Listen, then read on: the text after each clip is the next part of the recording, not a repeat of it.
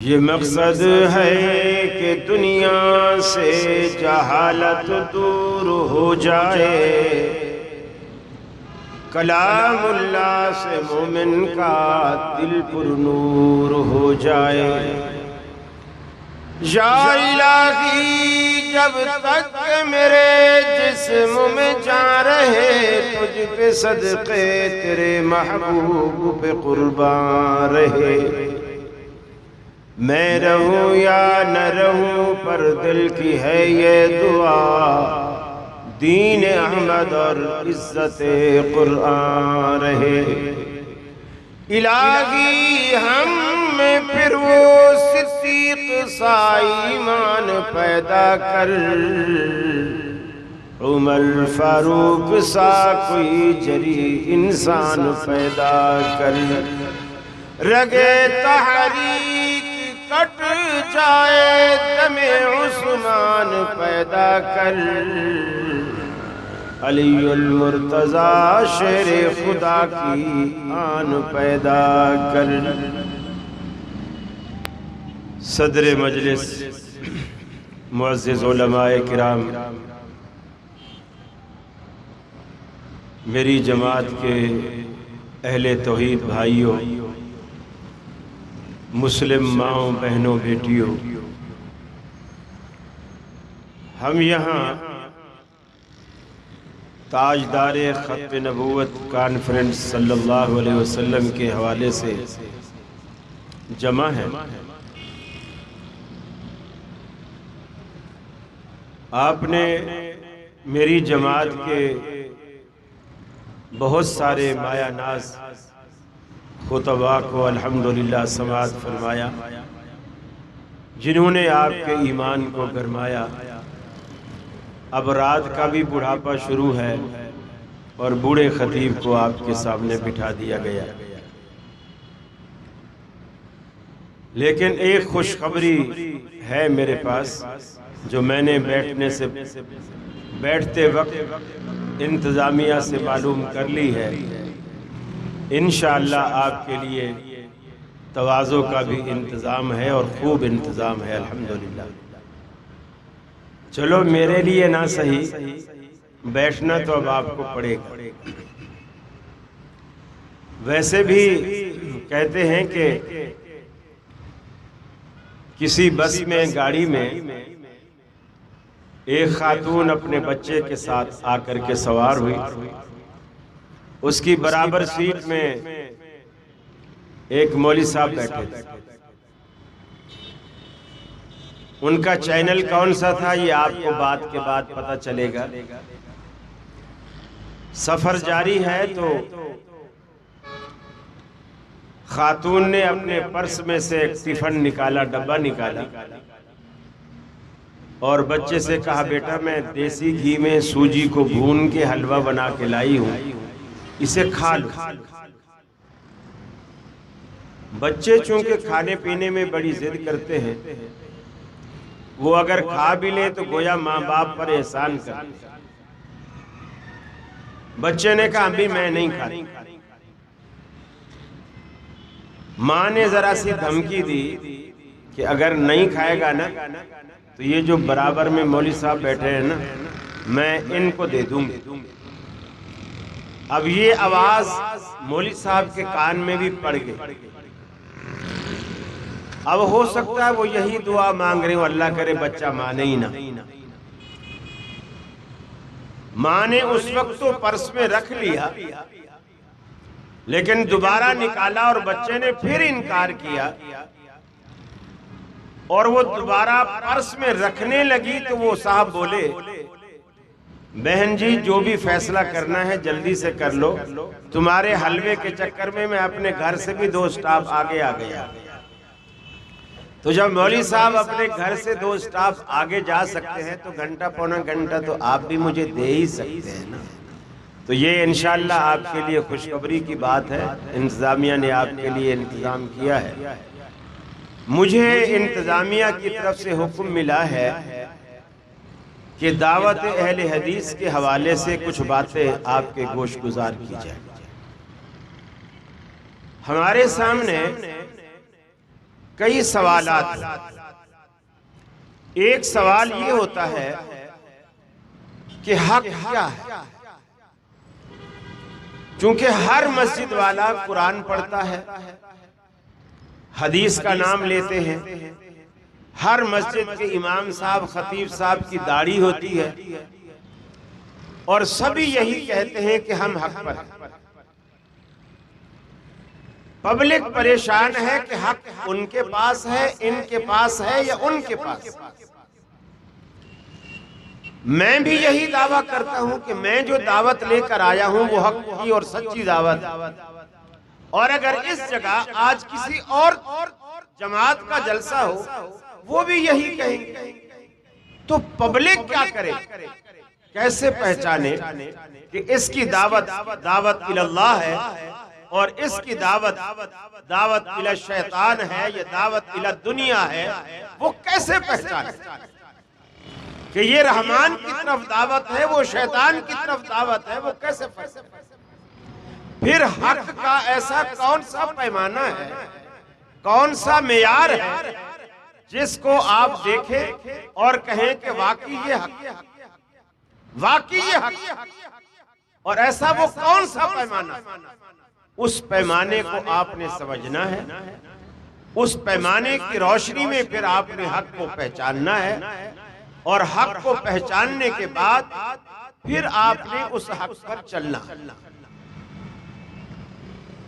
قرآن پاک کی جو آیت کریمہ میں نے سب سے پہلے تلاوت کی ہے سورہ محمد کی آیت نمبر 2 ہے. اس میں اللہ رب العالمین نے واضح فرمایا اپنے بندوں پر کہ حق کیا. فرمایا والذین آمنوا وعملوا الصالحات وآمنوا بما نزل على محمد وهو الحق من ربهم. اللہ نے واشقاف الفاظ میں اعلان یہ بات فرما دی، وہ لوگ جو ایمان بھی لائے، نیک عمل بھی کرتے رہے، وآمنوا بما نزل على محمد، اور اس بات پر ایمان لائے، اس شریعت پر ایمان لائے، اس نظام اور دستور پر ایمان لائے، بما نزل علی محمد، جو اللہ رب العالمین نے اپنے آخری پیغمبر جناب محمد الرسول اللہ صلی اللہ علیہ وسلم پر نازل فرمایا. ساری دنیا یہ جان سکتی ہے کہ محمد عربی پر اللہ نے کیا اتارا. آپ بھی اپنے ضمیر سے سوال کیجئے، اپنے ضمیر کو ٹٹول کر اس سے سوال کیجئے، اللہ نے اپنے آخری پیغمبر پر کیا اتارا؟ وَآمَنُوا بِمَا نُزِّلَ عَلَى مُحَمَّدٍ وَهُوَ الْحَقُّ مِن رَّبِّهِمْ. اللہ نے یہ بھی اعلان فرما دیا، ایک تو وہ اس دین پر ایمان لاتے ہیں جو اللہ نے محمد صلی اللہ علیہ وسلم پر اتارا، دوسرا یہ بھی شہادت دی وَهُوَ الْحَقُّ مِن رَّبِّهِمْ، ان کے رب کی طرف سے صرف وہی حق ہے جو محمد عربی صلی اللہ علیہ وسلم پر اللہ نے نازل کیا، وہی حق ہے اللہ کی طرف سے. آج آپ کے اس علاقے میں میں آپ سے سوال کرتا ہوں، آپ اپنے دل و دماغ کو حاضر کر کے اپنے ضمیر کو ٹٹول کر کے جواب دیجئے، کون سی فقہ محمد عربی پر نازل ہوئی؟ فقہ حنبلی نازل ہوئی، فقہ شافعی نازل ہوئی، فقہ حنفی نازل ہوئی، فقہ مالکی نازل ہوئی، فقہ جعفری نازل ہوئی، یا طریقت کا کون سا سلسلہ چشتی، قادری، سہروردی، نقشبندی، ان چاروں سلسلوں میں سے کون سا سلسلہ محمد عربی صلی اللہ علیہ وسلم پر اللہ نے نازل کیا؟ بڑا آسان جواب ہے، میں آپ سے پوچھوں آپ جواب دیں گے ان میں سے کوئی بھی نہیں. فقہ حنفی بھی اللہ نے اپنے حبیب پر نہیں اتاری، فقہ مالکی بھی اللہ نے اپنے حبیب پر نہیں اتاری، فقہ شافعی بھی اللہ نے اپنے حبیب پر نہیں اتاری، فقہ حنبلی بھی اللہ نے اپنے حبیب پر نہیں اتاری، لیکن اللہ صحابہ کرام کی تعریف کرتے ہوئے کہتا ہے یہ وہ لوگ ہیں آمنوا وعملوا الصالحات، یہ ایمان بھی لاتے ہیں، نیک عمل بھی کرتے ہیں، اور ایمان کس بات پر لاتے ہیں؟ وَآمَنُوا بِمَا نُزِّلَ عَلَى مُحَمَّدٍ وَهُوَ الْحَقُّ، یہ اس دین پر ایمان لاتے ہیں جو اللہ نے محمد عربی صلی اللہ علیہ وسلم پر نازل کیا۔ صحابہ کرام کے اختلاف کے بعد، جنگ جمل اور جنگ صفین کے بعد، کچھ لوگوں نے حضرت عبداللہ بن عباس رضی اللہ تعالیٰ عنہ سے سوال کیا، چونکہ صحابہ کچھ ٹکڑوں میں بٹ گئے، کچھ حضرت علی کی طرف جھک گئے، کچھ حضرت معاویہ کی طرف جھک گئے۔ حضرت ابن عباس سے سوال کیا گیا، اے ابن عباس بتائیے آپ ان دونوں ملتوں میں سے کس ملت پر، کس دین پر ہیں؟ کیا آپ علوی ہیں یا آپ عثمانی ہیں؟ آپ کون ہیں ان دونوں میں سے؟ حضرت ابن عباس فرماتے ہیں لست علی ملت علی ولا علی ملت عثمان بل انا علی ملت رسول اللہ صلی اللہ علیہ وسلم۔ ارے لوگوں سنو، نہ تو میں علوی ہوں نہ تو میں عثمانی ہوں، میں تو صرف محمدی ہوں، میں صرف محمد رسول اللہ کی ملت پر، ان کے دین پر، ان کی شریعت پر۔ اللہ کے رسول نے اپنی زندگی میں صحابہ کرام پر یہ بات کھول دی۔ آپ نے فرمایا ان بنی اسرائیل تفرقت على 72 ملة وتفترق امتی على 73 ملة كلهم في النار۔ فرمایا بنی اسرائیل میں 72 فرقے بنے تھے، میری امت تفرقہ بازی میں بنی اسرائیل سے بھی آگے بڑھے گی، ان کو بھی پیچھے چھوڑ دے گی۔ ان کے 72 بنے تھے، میری امت تفرقہ بازی میں ان سے آگے بڑھ کر 73 بنا لیں گے۔ فگر بتانا مقصود نہیں، بنی اسرائیل سے بھی فرقہ بازی میں میری امت آگے بڑھ جائے گی، لیکن فرمایا کلہم فی النار، سارے کے سارے دوزخ میں جائیں گے، سارے کے سارے جہنم رسید ہوں گے، الا ملۃ واحدہ، صرف ایک جماعت ہوگی، ایک پارٹی ہوگی، ایک گروہ ہوگا، ایک فرقہ ہوگا جو جنت میں جائے گا، باقی سارے دوزخ میں جائیں گے۔ صحابہ نے سوال کیا من ہے یا رسول اللہ، اللہ کے رسول وہ خوش نصیب کون سا گروہ ہے جو اتنے سارے فرقوں میں ایک جنت میں جانے والا، وہ کون سا خوش نصیب گروہ ہے؟ اللہ کے حبیب نے کسی فرقے کا نام نہیں لیا، بڑی حکمت و دانائی کے ساتھ آپ نے کسی فرقے کا نام نہیں لیا۔ اگر آپ نام لیتے، آج ہر مسجد کے ماتھے کی وہی نام زینت ہوتا، اندر یہی ہوتا جو آج ہو رہا۔ ہر جماعت یہی کہتی کہ میاں اللہ رب العالمین کے پیغمبر نے فرمایا اسلام کی جماعت جنت میں جائے گی۔ دیکھو ہم نے تو اسے رجسٹرڈ کروا لیا، نادرا والے بھی مانتے ہیں، پاسپورٹ میں بھی لکھوا لیا، مسجد کے بورڈ پر بھی ہم نے یہ نام لکھوا دیا۔ ہر مسجد میں آپ کو نام لکھا دیکھتے، کام یہی ہوتے جو آج ہو رہے ہیں۔ اللہ کے رسول نے بڑی حکمت کے ساتھ کسی گروہ کا نام نہیں لیا. وہ اہل حدیث ہوں گے نہیں فرمایا, وہ بریلوی ہوں گے نہیں فرمایا, وہ دیوبندی ہوں گے نہیں فرمایا, وہ شیعہ ہوں گے نہیں فرمایا, وہ کسی طریقت کے سلسلے پر چلتے ہوں گے نہیں فرمایا. جب صحابہ نے پوچھا وہ کون ہوں گے, آپ نے فرمایا ما انا علیہ و صحابی, ما انا علیہ و صحابی. آج جس طریقے پر, جس دستور اور جس نظام پر آج میں اور میرے صحابہ ہیں, جس جماعت کے پاس یہ نظام اور یہ دستور ہوگا وہ جنت میں جائے گی, باقی سارے دوزخ میں جائیں گے. وہ دستور دیکھنے کے لیے آپ کو 1400 سال پیچھے جانا ہے.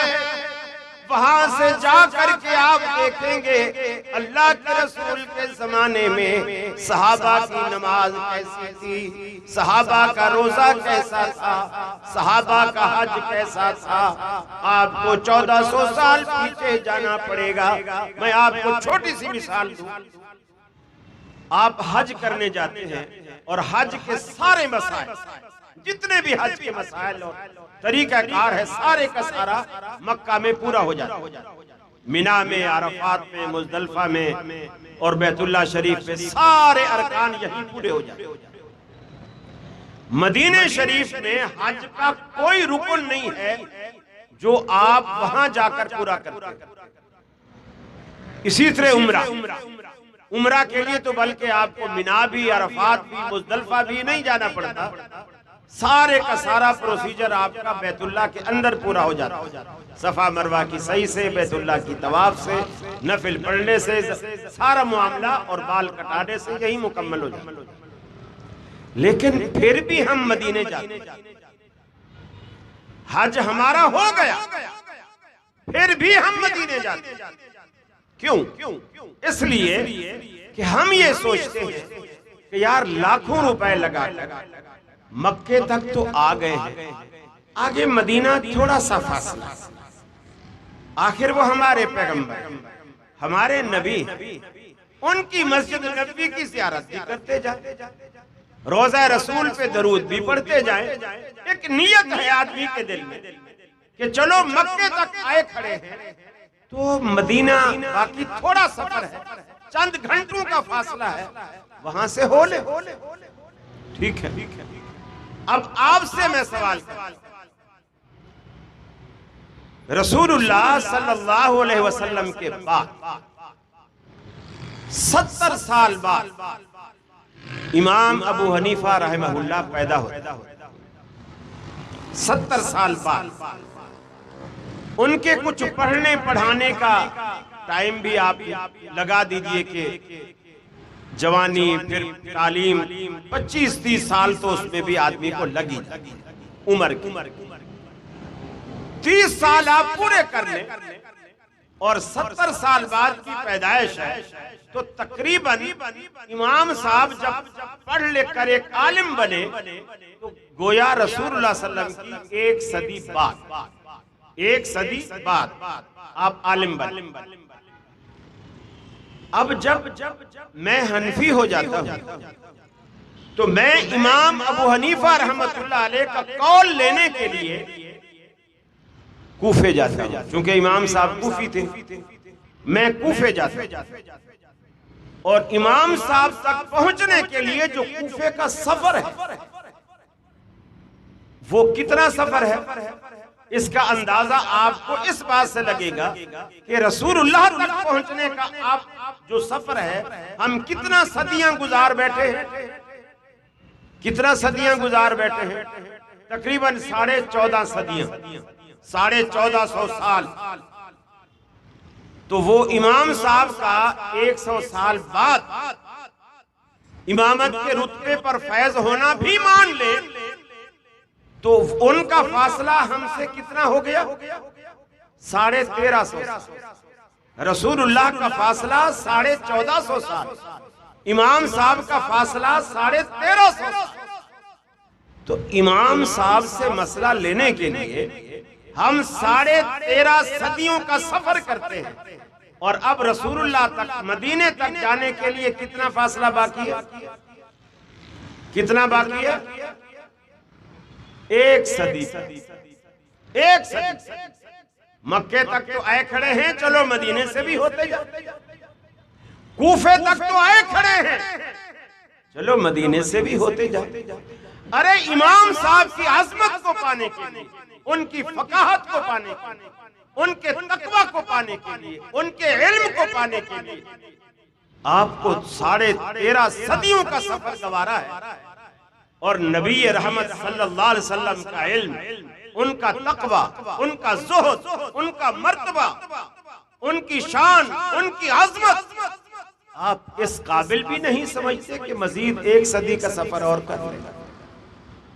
ارے کوفے کے امام کے لیے 13.5 صدیوں کا سفر گوارا ہے، اور کائنات کے امام کے لیے 1 صدی کا سفر بھی گوارا نہیں۔ کیا یہ ایمان ہے؟ اسی کا نام ایمان ہے۔ ہم کٹ مریں گے حرمت رسول پہ، جان بھی قربان ہے۔ سنت رسول سامنے آئی تو منہ پھیر لیا۔ یہ تو پھر وہی بات ہوئی نا، مولوی صاحب مسجد میں بیٹھے بچے پڑھا رہے تھے، ایک خاتون آئی،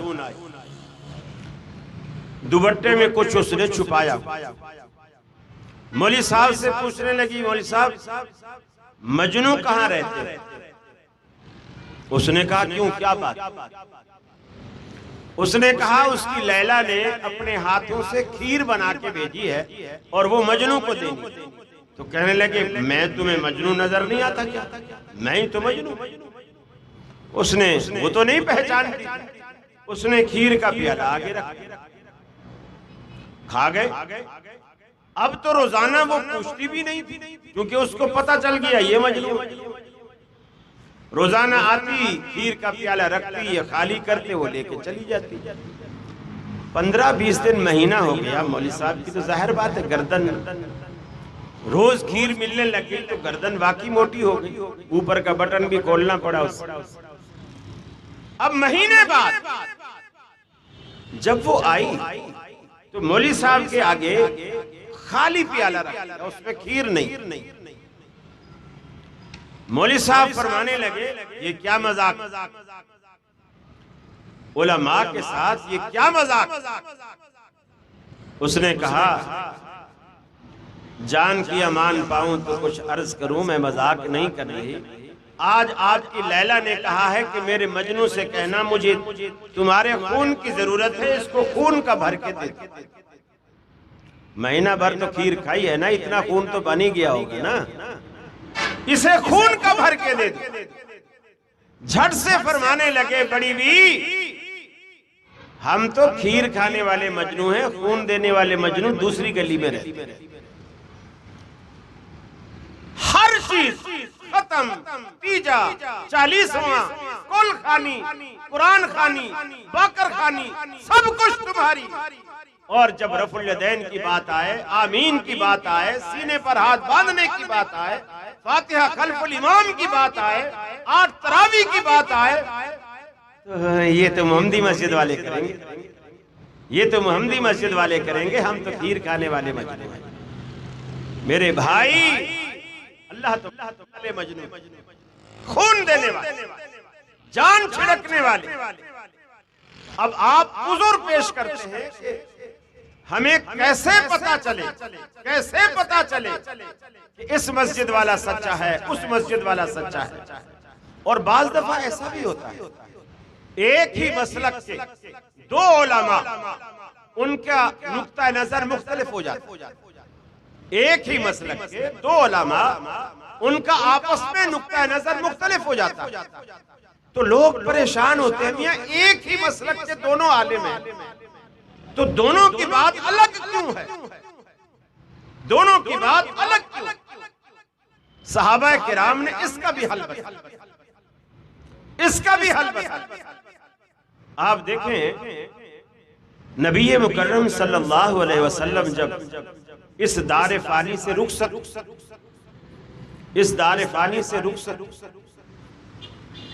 اور قرآن نے یہ الفاظ کئی جگہ پر استعمال،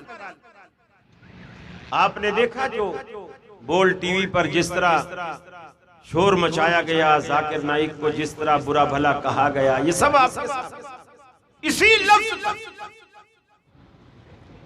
جب آپ دنیا سے رخصت ہوئے، صحابہ سارے غم زدہ، صحابہ کی تو سمجھو دنیا ہی اجڑ گئی، مسجد نبوی میں بیٹھے، یہاں تو لوگ پتہ نہیں اس کو عید کا دن کہتے ہیں، صحابہ کرام ایسے ہو گئے جیسے ان کی دنیا اجڑ گئی، غم زدہ بیٹھے، چپ، کسی کو بولنے کی ہمت ہی نہیں ہو رہی۔ حضرت عمر فاروق رضی اللہ تعالی عنہ اپنی تلوار نیام سے نکالتے، تلوار بے نیام کرتے ہیں، اور یہ بھی اسی وجہ سے غم کا ایک اثر تھا، غم کا ایک اثر تھا، تلوار بے نیام کر کے کہتے ہیں خبردار، اگر کسی نے کہا حضور فوت ہو گئے تو اس کا تو پھر عمر کی تلوار ہی فیصلہ کرے گی، میں اس کی گردن اڑا دوں۔ سارے صحابہ چپ بیٹھے، اکیلا عمر کھڑا ہے، برہنہ شمشیر ہاتھ میں لیے، اور یہ اعلان کر رہا ہے، اور کوئی اس کی بات پہ توجہ بھی نہیں دے رہا، کوئی جواب بھی نہیں دے رہا، کچھ نہیں۔ لوگ یہیں تک حدیث سناتے، دیکھو جی حضرت عمر نے کہا تھا، حضرت عمر نے کہا تھا کہ حضور فوت نہیں ہو، اور جو کہے گا میں اس کو ماروں۔ حدیث یہاں ختم نہیں ہوتی، حدیث آگے چلتی۔ صدیق اکبر رضی اللہ تعالی عنہ اپنی بیٹی عائشہ کے گھر جاتے، رسول اکرم صلی اللہ علیہ وسلم کا جسد اطہر حضرت عائشہ کے حجرے میں، اوپر ایک دھاری دار یمنی چادر ہے، چہرے سے پردہ ہٹاتے ہیں، پیشانی کا بوسہ لیتے ہیں، فرماتے ہیں اللہ نے جو آپ کو ایک موت دینی تھی وہ آ چکی، اللہ دو موتیں نہیں لائے گا، یہی ایک ہے جو آ چکی۔ وہاں سے واپس مسجد آتے، عمر کی کوئی پرواہ نہیں کرتے، کوئی پرواہ نہیں کرتے، سیدھا منبر پہ چڑھ گئے اور لوگوں سے کہا، اور حضرت عمر کی بات سے بالکل الٹ بات، جیسے دن عمر کہہ رہے ہوں ابھی دن ہے، انہوں نے کہا نہیں ابھی رات، اتنا فرق، وہ کہہ رہے ہیں زمین ہے، وہ کہہ رہے ہیں نہیں آسمان، اتنا فرق۔ فرمایا من کان یعبد محمدا فإن محمدا قد مات۔ صدیق اکبر رضی اللہ تعالیٰ عنہ نے خطبہ دیتے ہوئے ارشاد فرمایا، اے کائنات والو آج سن لو، جو شخص محمد عربی صلی اللہ علیہ وسلم کی پوجا کرتا تھا، ان کو اپنا معبود مانتا تھا، ان کی عبادت کرتا تھا، ان کی پرستش کرتا تھا، فَإِنَّ مُحَمَّدًا قَدْ مَاتَ، وہ سن لے کہ اس کا معبود آج فوت ہو گیا۔ دو دعوے صحابہ کرام کے سامنے آئے، پھر صدیق اکبر یہ بھی فرماتے ہیں من کان یعبد اللہ فإن اللہ حی لا یموت، جو شخص اللہ کی عبادت کرتا تھا وہ سن لے کہ اس کا معبود زندہ ہے، لا یموت، اس پر کبھی بھی موت کا اطلاق نہیں ہوتا۔ اللہ رب العالمین موت سے پاک، ساری کی ساری کائنات پر فنا کی تلوار چل جائے گی، کل من علیہا فان ویبقا وجہ ربک ذو الجلال والاکرام۔ فرمایا ساری کی ساری کائنات پر فنا کی تلوار چل جائے گی، لیکن اللہ رب العالمین کی ذات ہے جو باقی رہنے والی ہے، باقی سب مٹ جائیں گے، سب مٹ جائیں گے۔ صدیق اکبر کا دعویٰ کہ اللہ کے رسول فوت ہو گئے، عمر فاروق کا دعویٰ کہ آپ فوت نہیں ہوئے، جو فوت کہے گا میں اس کی گردن ماروں گا۔ اب یہ مسئلے کا حل کیسے ہو؟ دونوں صحابی رسول ہیں، دونوں جلیل القدر ہیں، بلکہ ایک موقع پر سیدہ عائشہ صدیقہ رضی اللہ تعالی عنہا گھر میں بیٹھی ہیں، صحن میں بیٹھی ہیں، رات کا وقت ہے، آسمان کے دامن میں نظر ڈالتی ہیں، جگمگ کرتے ستاروں کو دیکھتی ہیں، اللہ کے رسول تشریف لاتے ہیں۔ ایک سوال جو ذہن میں تھا زبان پہ آ گیا، اللہ کے پیارے رسول مجھے بتائیے کیا دنیا میں کوئی ایسا شخص بھی ہے جس کے دامن میں اتنی نیکیاں ہوں جتنی آسمان کے دامن میں ستارے ہیں؟ آپ فرماتے ہیں ہاں ایسا شخص بھی ہے۔ اب عائشہ فرماتی ہیں میں نے دل میں سوچا اب جب میں پوچھوں گی وہ کون ہے تو اللہ کے رسول میرے ابا ابو بکر کا نام لیں گے، لیکن میری توقع کے بالکل برعکس جب میں نے پوچھا کہ وہ کون ہے، اللہ کے حبیب نے فرمایا وہ عمر بن خطاب ہیں جن کے دامن میں اتنی نیکیاں ہیں جتنی آسمان کے دامن میں ستارے ہیں۔ آپ فرماتی ہیں میں نے حیران ہو کر پوچھا این حسنات ابی بکر یا رسول اللہ، اے اللہ کے سچے رسول میرے ابا ابو بکر کی نیکیاں کہاں گئی؟ آپ نے تو ان کو گویا شمار ہی نہیں کیا۔ وہ سمجھ رہی ہیں آسمان کے دامن میں جتنے ستارے ہیں انہیں تو گنا نہیں جا سکتا، یہ تو سب سے بڑا پیمانہ ہے۔ جب یہ عمر کے دامن میں آ گئے تو ابو بکر کی نیکیاں کہاں گئیں؟ اللہ کے رسول مسکرا کر فرمانے لگے عائشہ تو بھی کمال کرتی ہے، نیکیاں پوچھتی ہے ابو بکر کی اور پیمانہ بناتی ہے آسمان کے ستاروں کو۔ انما جمیع حسنات عمر کی ساری زندگی کی نیکیاں ابو بکر کی ایک رات کا بھی مقابلہ نہیں کر سکتی۔ دونوں جلیل القدر صحابی ہیں، عمر کا رتبہ بھی کم نہیں ہے، عمر کا رتبہ بھی کم نہیں۔ اللہ کے حبیب نے یہ بھی فرمایا لو کان بعدی نبی لکان عمر، اگر میرے بعد نبوت کے دروازے کھلے ہوتے عمر ضرور اسی دروازے سے آتا، عمر ضرور پیغمبر ہوتا۔ اللہ کے حبیب نے یہ بھی فرمایا میں نے خواب دیکھا کوئی سینے تک کرتا پہن کے کھڑا ہے، کوئی ناف تک، کوئی گھٹنے تک، کوئی پنڈلی تک۔ میں نے عمر کو دیکھا سر سے لے کر پاؤں تک پورے کا پورا لباس میں چھپا ہوا ہے، بلکہ وہ جبہ زمین پر بھی گرا ہوا ہے۔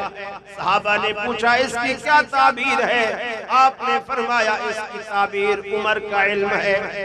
سر سے لے کر پاؤں تک اللہ رب العالمین نے اس شرعی علم کے اندر ان کو ڈھانپ رکھا ہے۔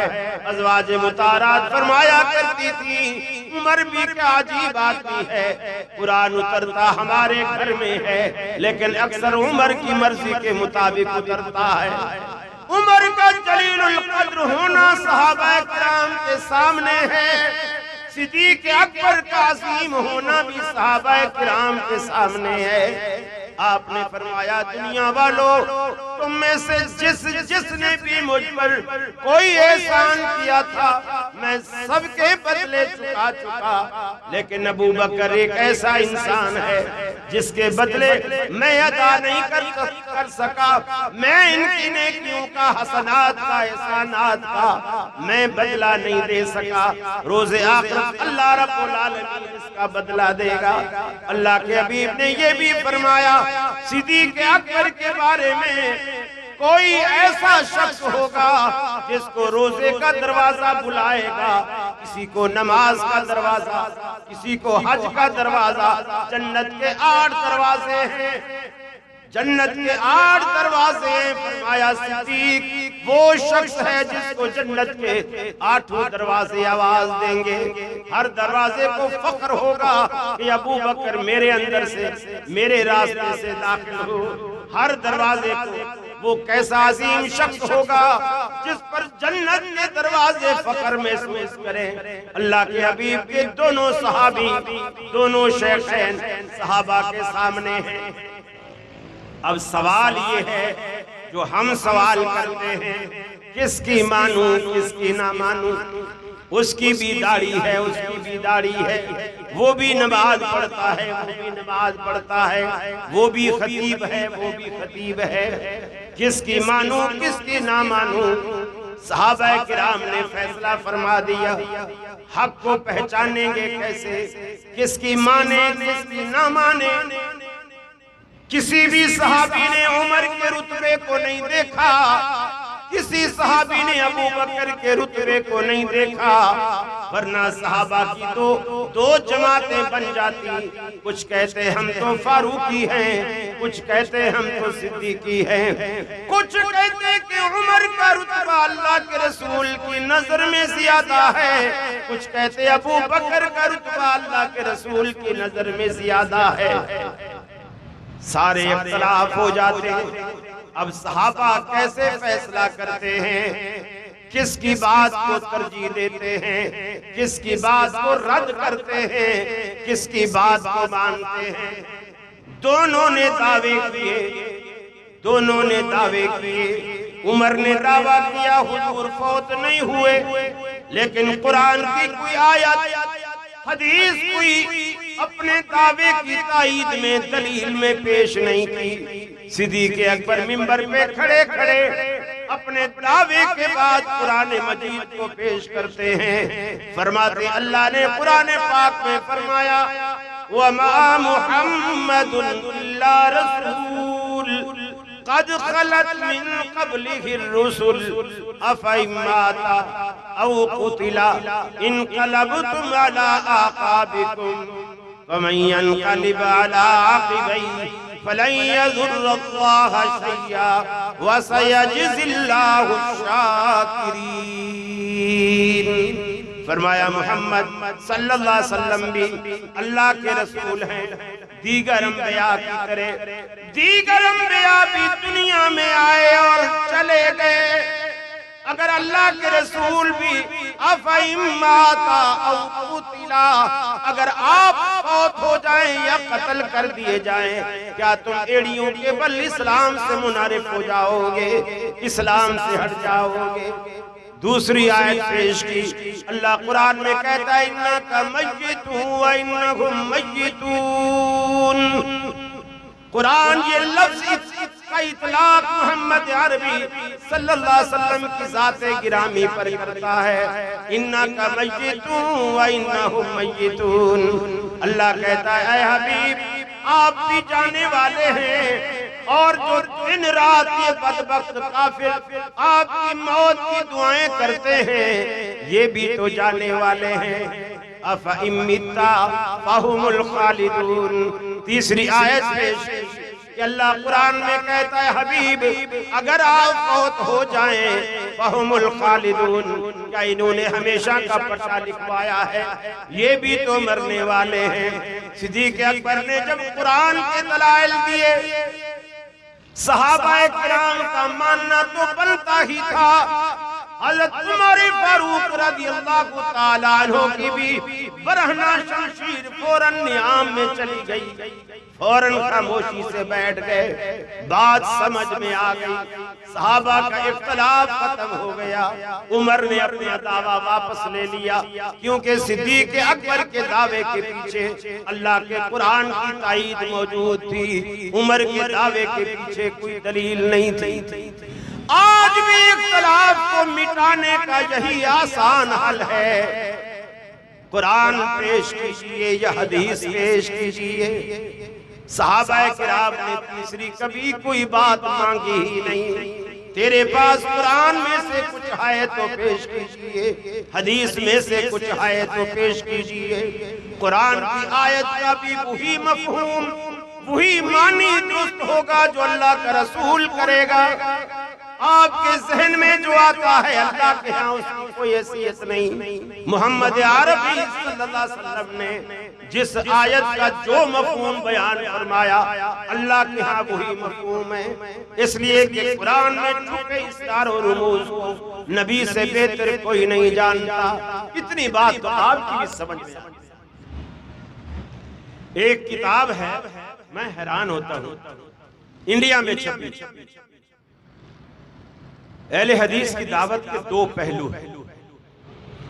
ایک پہلو یہ ہے کہ لوگوں بندگی صرف اللہ کی، یہ ایک پہلو ہے ہماری دعوت، جو میں سمجھتا ہوں مجھ سے پہلے وہ تباہ حضرات بخوبی اس کو بیان کر چکے ہوں گے، مجھے دہرانے کی ضرورت نہیں۔ میں صرف اتنی بات کہنا چاہتا ہوں، انڈیا سے ایک کتاب چھپی پیر عبد القادر جیلانی کی سیرت، اس کا نام ہے سیرت غوث اعظم، سیرت غوث اعظم۔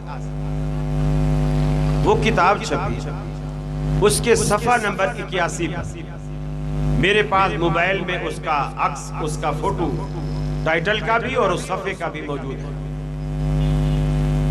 اس کے صفحہ 81 پر پیر صاحب کی کو جو ہم دستگیر بولے کہتے ہیں، وہ کیوں کہتے ہیں اس کی وجہ تسمیہ لکھتے ہیں۔ کہتے ہیں کہ اللہ تعالیٰ اور پیر عبد القادر جیلانی دونوں جنت میں سیر کرتے ہیں، دونوں جنت میں سیر کرتے ہیں۔ آگے کیلے کا چھلکا پڑا ہوا تھا، نعوذ باللہ نعوذ باللہ نعوذ باللہ، اللہ کی نظر نہ پڑی، پاؤں پڑ گیا۔ کیلے کے چھلکے پر اللہ کی نظر نہ پڑی، پاؤں پڑ گیا۔ پھر کیلے کا چھلکا کیا کرتا ہے وہ تو آپ کو پتہ ہی ہے، اللہ پھسل گیا، نعوذ باللہ من ذالک۔ اور پیر عبد القادر جیلانی چونکہ ہاتھ میں ہاتھ دے کے چل رہے تھے جنت میں، تو جب اللہ تعالیٰ نعوذ باللہ پھسلے تو پیر صاحب نے فوراً ہاتھ کھینچ لیا، تو اللہ کو گرنے سے بچا، اللہ تعالیٰ کو گرنے سے بچا۔ تو اللہ تعالیٰ نے کہا اے عبد القادر جیلانی، تو نے ہمارا ہاتھ پکڑ کر ہمیں گرنے سے بچایا ہے، جاؤ آج سے تمہارا لقب دستگیر۔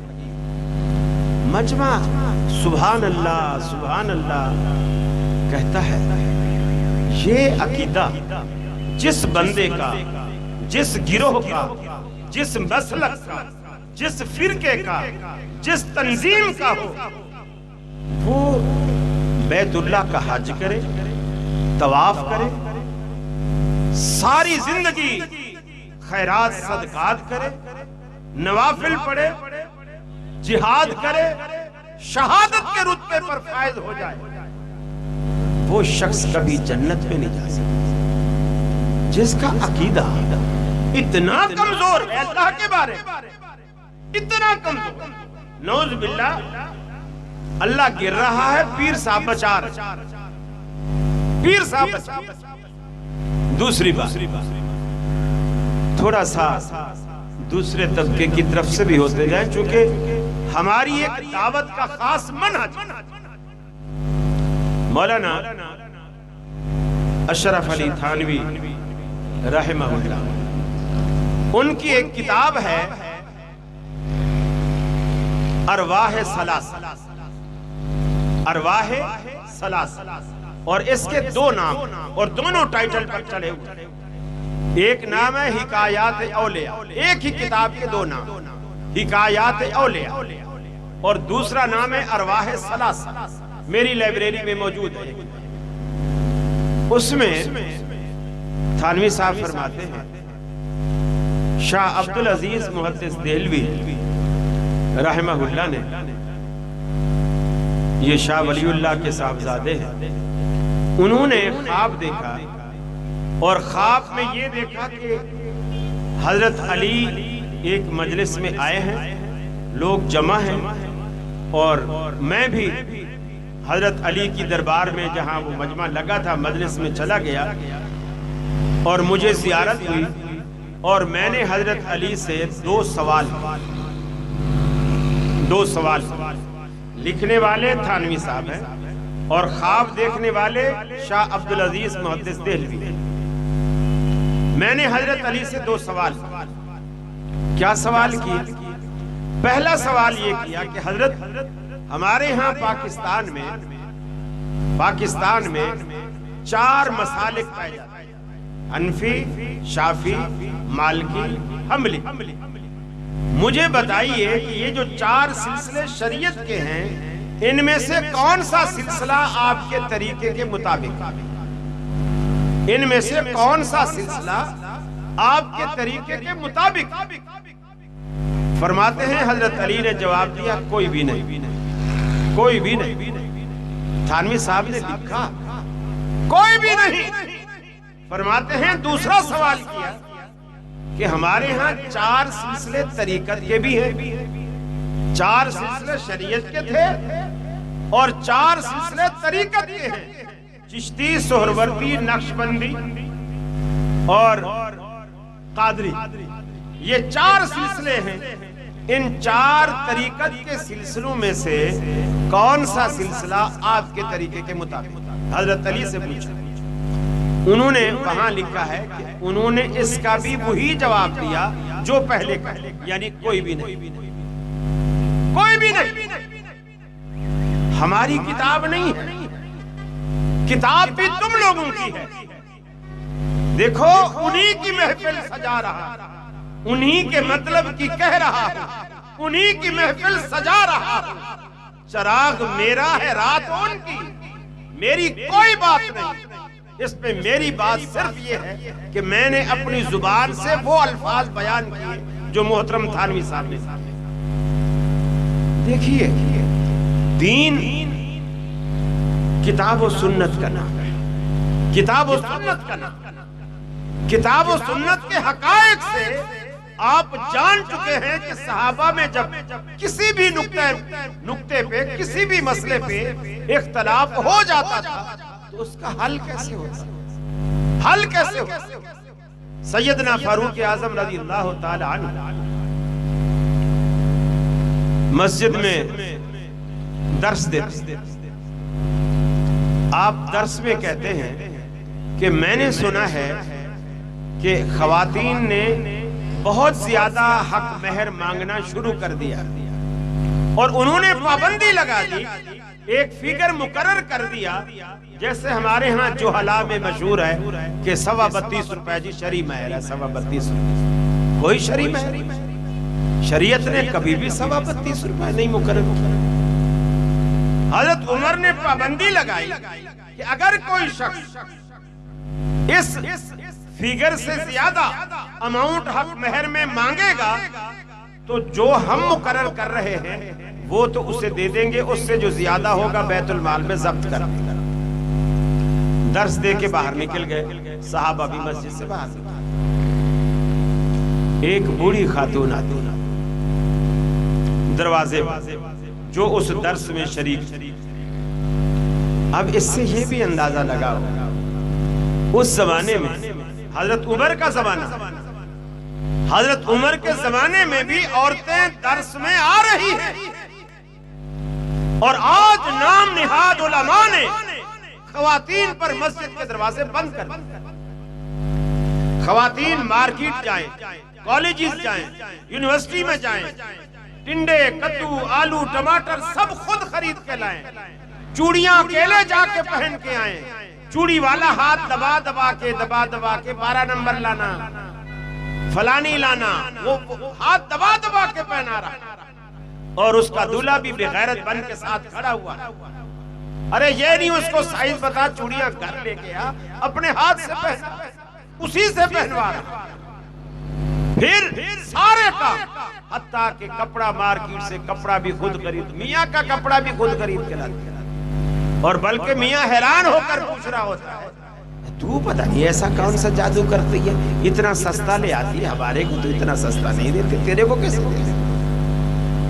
سارے کام عورت کرتی ہے، مسجد میں نہیں جا سکتی۔ دلیل کیا ہے؟ مسجد کا ماحول خراب، زمانہ خراب، ماحول خراب ہے۔ اس کے دوسرے معنی کیا ہے؟ مارکیٹ والے، چوڑی پہنانے والے، کپڑا بیچنے والے، سبزی بیچنے والے، گوشت بیچنے والے، سارے فرشتے بیٹھے ہیں، جتنے شہر کے بدمعاش ہیں سارے مسجد میں اکٹھے۔ मुअज्जिन भी, खतीब भी, इमाम भी, नमाजी भी। माहौल तो मस्जिद का खराब है ना, औरत वहां नहीं जा सकती। हजरत उमर के जमाने में औरतें दर्स सुन रही, हजरत अब्दुल्ला बिन मसूद दर्स दे रहे हैं, औरतें दर्स सुन रही और उन बातों पे इतराज कर रही। हजरत उमर पे इतराज किया, अमीरुल मोमिनीन आपने हमारा महर एक महदूद कर दिया कि हम इससे ज्यादा महर नहीं मांग सकते। अल्लाह ताला तो हमें खजाना देने पर, किंतार के अल्फाज है, खजाना देने पर तुला हुआ है और आप हमें 32 रुपए की कैद लगाते हो। अल्लाह खजाना देने पर तुला हुआ। हजरत उमर फारूक फौरन वापस मस्जिद में गए, मिंबर पर बैठे, सहाबा से जो बाहर गए थे मनादी देने वाले को कहा इन सबको वापस बुलाओ। मेरे भाइयों, अमीरुल मोमिनीन का किरदार देखिए, तकवा देखिए, अल्लाह का डर और खौफ देखिए, अल्लाह का डर और खौफ देखिए कि मिंबर पे बैठकर सारे के सारे सहाबा के सामने ये ऐलान करते हैं, उमर से तो ये बुढ़िया भी कुरान ज्यादा जानती है।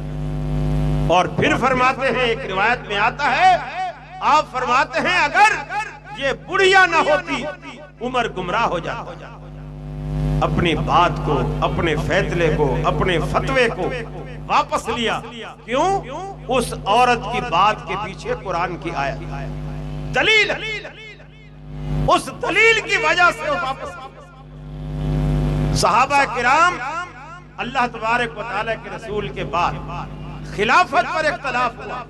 किसी ने कहा अंसारी खलीफा बनाओ, किसी ने कहा मुहाजिर खलीफा बनाओ, सब इनको अलग अलग। और एक ने कहा भाई लड़ो नहीं, एक खलीफा मुहाजिरीन का हो जो मुहाजिरों का हो, एक अंसार में से हो जो अंसार का हो। गोया पहले ही दिन से मुसलमानों को 2 लख्त कर दिया जाए। लेकिन सिद्दीक़ अकबर खड़े हुए, उन्होंने कहा लोगों, अल्लाह के रसूल का एक फरमान मुझे याद है, अल आइम्मतु मिनल कुरैश, इमामत जो है वो कुरैशियों का हक है और कुरैशी सारे मुहाजिर थे। हजरत उमर ने अबू बकर का हाथ पकड़ा, अपना हाथ उसके हाथ में दिया और सारे सहाबा जैसे शहद के छत्ते पर मक्खियां टूट पड़ती हैं, सारे सहाबा शहद की मक्खियों की तरह बैत करने के लिए सिद्दीक़ अकबर के हाथ पर टूट पड़े। सबने बैत, किस बात पर? कि अल्लाह के रसूल की हदीस सामने आ गई। तो सहाबा के इख्तलाफात मिटते थे या तो कुरान की आयत पर या हदीस। इसीलिए अल्लाह रब्बुल आलमीन ने, आपके अल्लाह के पैगंबर ने अपनी जात को सामने रखकर फरमाया व मुहम्मदुल फर्क़ुम बैनन नास। ऐ कायनात के लोगों, मोहम्मद अरबी सल्लल्लाहु अलैहि वसल्लम की जाते गिरामी लोगों के दरमियान तफरीक करती है। हक क्या है, बातिल क्या है, मोहम्मद अरबी की जाते अक़दस से पता चलेगा। व मुहम्मदुल फर्क़ुम बैनन नास। अल्लाह रब्बुल आलमीन ने आलम अरवा में तमाम अंबिया की रूहों को जमा करके एक रिसालत कॉन्फ्रेंस बर्पा की, अपनी तरफ से एक करारदाद पेश की।